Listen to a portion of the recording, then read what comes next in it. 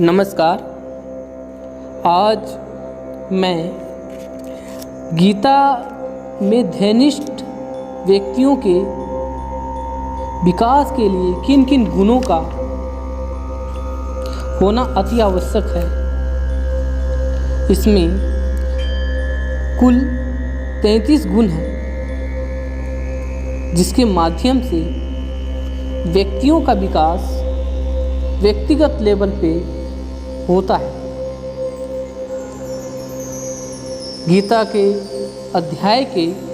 12वें अध्याय के 13वें श्लोक से लेकर 20वें श्लोक तक में इसके सभी गुण बता दिए गए हैं,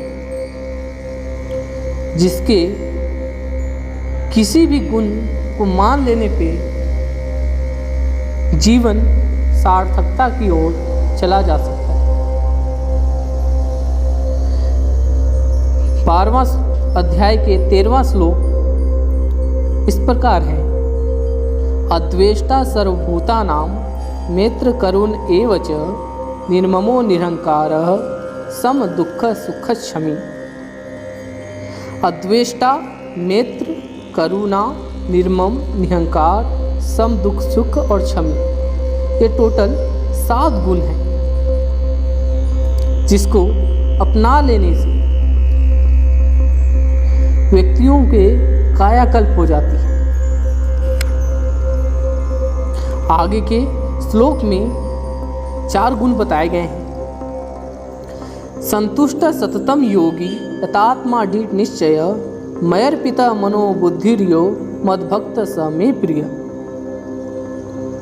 जिसमें संतुष्ट यानी संतुष्टि, योगी यानी किसी चीज़ में रम जाना, यथात्मा अपने अंदर झांक कर देखना, दृढ़ निश्चय, ऐसे 4 गुण को अपना लेने से भी इसमें कहीं न कहीं व्यक्तियों का विकास हो जाता है। गौ धन गज वन बाज धन और रत्न धन खान, जब आवे संतोष धन सब धन धूरी समान।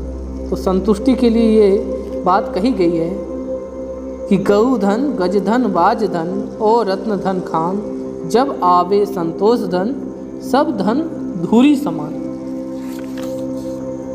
आगे के भाग में बात करें तो उसमें भी इसके गुण बताए गए हैं।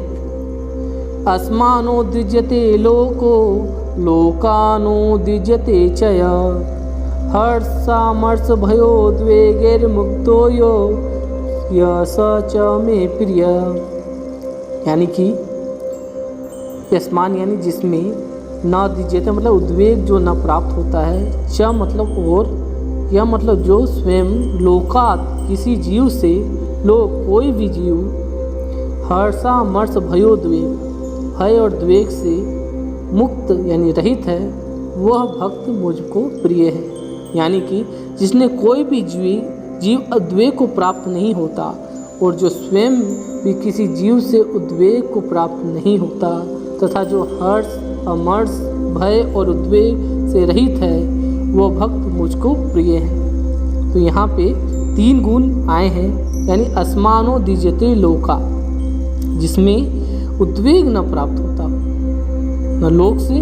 दूसरा गुण है लोको न द्विजते चय, लोक के माध्यम से यानी कि संसारिक जीवन से किसी के भी माध्यम से उद्वेग को प्राप्त नहीं होता। हर्षामर्ष मुक्त, हर्ष और अमर्ष, हर्ष और शोक दोनों में एक समान मुक्त रहता है। ऐसे लोग किसी से भी भयभीत नहीं होते। ऐसे छात्र, ऐसे विद्यार्थी किसी से भी उनका मन मुटाव नहीं होता। इस प्रकार के गुण 3 इसमें भी आए हैं। आगे के श्लोक में भी 6 गुण बताए गए हैं। अनपेक्ष शुचि दक्ष उदासीनो गत्वयता सर्वारंभ परित्यागी यो मद्भक्त स मे प्रिय। अध्याय 12वें के 16वें श्लोक का यह है, जिसमें बताया गया है कि जो पुरुष आकांक्षा से रहित, बाहर भीतर से शुद्ध, चतुर, पक्षपात से रहित और दुखों से छूटा हुआ है, वह सब आरंभों का त्यागी मेरा भक्त मुझको प्रिय है। यानी कि यहाँ पे जो गुण आए हैं, पहला है अनपेक्ष। अनपेक्ष मतलब किसी भी आकांक्षा से रहित। सूची, बाहर भीतर से शुद्ध, प्योर। दक्ष यानी चतुर, सजग। उदासीन,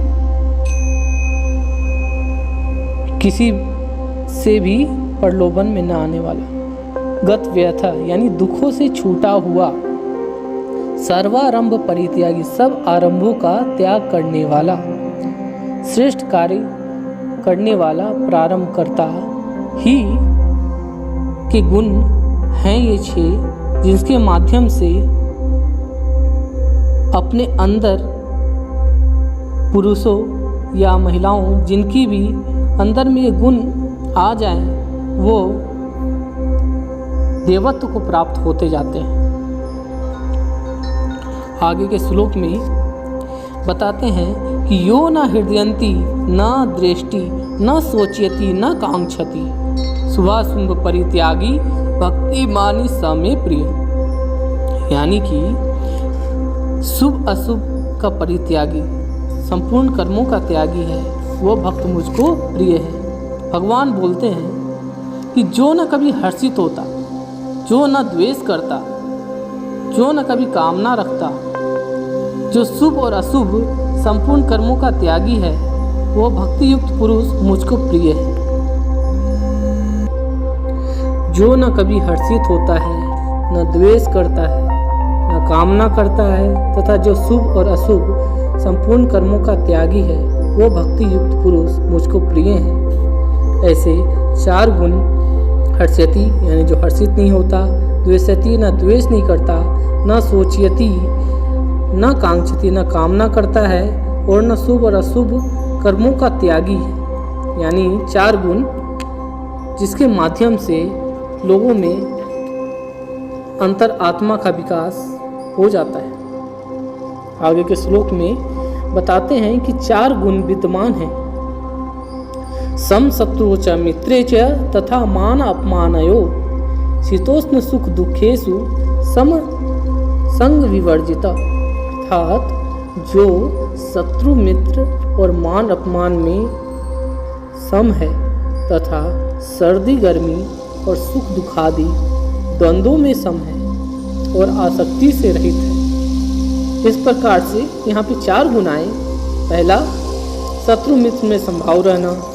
दूसरा, मान अपमान में सम भाव रहना। तीसरा, शीतोष्ण उष्ण में सम रहना। संग वर्जित, ये अंतिम गुण है, जिसको 28वां गुण है टोटल मिला के। इस प्रकार से आगे के श्लोक में भी 5 गुण बताए गए हैं। आज के कलयुग में ऐसा होना संभव नहीं है, लेकिन हम जहाँ तक कोशिश हो ये कर सकें तो हमारे जीवन के लिए एक प्रेरणादायक सबक होगी। हम दूसरों के लिए कुछ नहीं, अपने लिए करें। लगता है कृष्ण ने अर्जुन को जब ये बताया होगा तो उस समय भी वही परिस्थितियाँ हुई होगी, तभी तो शायद उन्होंने ये सारे शब्द अर्जुन को कहे। आज की भी परिस्थितियाँ ऐसी ही है। जहाँ तक संभव हो इसका पालन हमें करना है। आगे देखते हैं। तुल्य निंदा स्तुति मौनी संतुष्टो एन केनचित् अनिकेत स्थिर मतिर भक्तिर माने प्रियो नर। अर्थात जो निंदा स्तुति को समान समझने वाला, स्तुति और किसी प्रकार में भी शरीर का निर्वाह होने के लिए सदा ही संतुष्ट रहने वाला और रहने के स्थान में ममता और आसक्ति से रहित है, वो स्थिर बुद्धि भगवान युक्त पुरुष मुझको प्रिय है। यानी कि यहाँ पे भी 5 गुण आए। निंदा और स्तुति को समान समझने वाला, मौनी यानी कि हर एक मौन रहने वाला, ऐसा भी नहीं मौन यानी कि अंतर्मुख से मौन, संतुष्ट यानी आप भी बताया संतुष्टि, अनिकेत यानी घर और बाहर में एक जैसा, स्थिरमति यानी अपने मन से और विचार से, बुद्धि से बलिष्ठ, कभी भटकने वाला नहीं, ऐसा 5 गुण इसमें आए। आगे के चौथे भाग में भी कुछ प्रकार के गुण हैं और मैं बताता हूँ।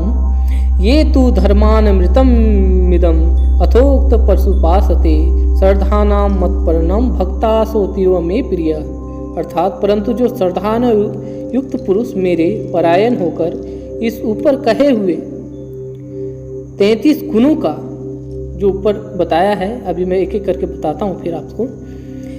धर्ममय अमृत को निष्काम प्रेम भाव से सेवा करते हैं, वे भक्त सदा के लिए भगवान के प्रिय होते हैं। इस पृथ्वी पे वो सभी प्रिय होते हैं और इसमें कोई संशय नहीं कि इस प्रकार के जिसमें गुण होंगे वो सन्यासी देवत्व को ही प्राप्त करेगा।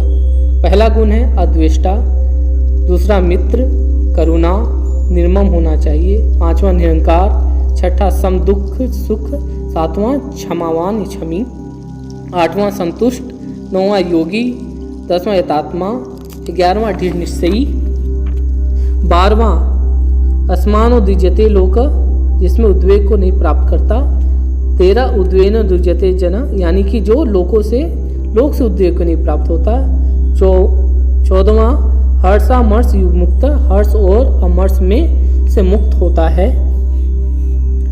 आगे 15वां अनपेक्ष सूची, अनपेक्ष मतलब आकांक्षा से रहित, सूची यानी कि बाहर भीतर से शुद्ध, दक्ष सजग, 18वां उदासीन, 19वां गतव्यथम यानी दुखों से छुटकारा प्राप्त होने वाला, 20वां सर्वारंभ परित्यागी यानी सभी आरंभों का त्यागी। ऐसे 20 गुण इसमें हुए। आगे 21वां है हर्षयति यानी हर्ष नहीं करता, दृष्टि यानी द्वेष नहीं करता, 23वां है सोचयति न कांक्षति, न कुछ कामना करता है, शुभ और अशुभ में परित्यागी, ये 24वां गुण है, शुभ अशुभ परित्यागी। इसी प्रकार से 25वां गुण है शत्रु मित्र में संभाव रहना, 26वां गुण है मान अपमान में सम रहना, 27वां गुण है शीत उष्ण सम रहना, 28वां गुण है संग विवर्जित आसक्ति से रहित। ऐसे 28 गुण हैं। 5 और गुण हैं। इसमें 29वां है निंदा स्तुति में संभाव रहना, 30वां गुण है मौनी रहना, 31वां गुण है संतुष्ट रहना सबसे, 32वां गुण है अनिकेत और 33वां गुण है स्थिरमति।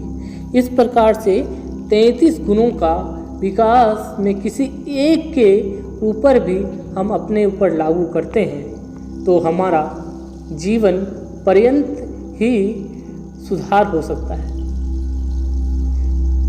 मनुष्य प्राणी कुल में सिर्फ एक बार जन्मता है, पता नहीं आगे जन्मने का मौका मिले या ना मिले।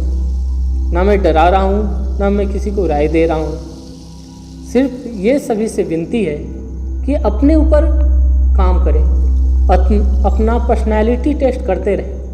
क्या आपके अंदर इनमें से कुछ गुण अपने लिए भी हैं? क्या अपने परिवार के लिए आप मौनी हैं? बहुतों बार पिता पुत्र के प्रति क्या मौन भाव रखता है, सब कुछ देखकर भी अनभिज्ञ रहता है। तो कहाँ मौन रहना कहाँ नहीं मौन रहना, ये अपने स्व विवेक पे है। हर जगह भी सभी गुण हैं, लेकिन कहाँ गुणों का समावेश अच्छे तरह से हो तो ही हमारा ये गीता उपदेश फलदायक है, शुभदायक है, लाभकारी है, हितकारी है। तो इसी प्रेरणा के साथ सभी का धन्यवाद। भारत माता की जय। वंदे मातरम।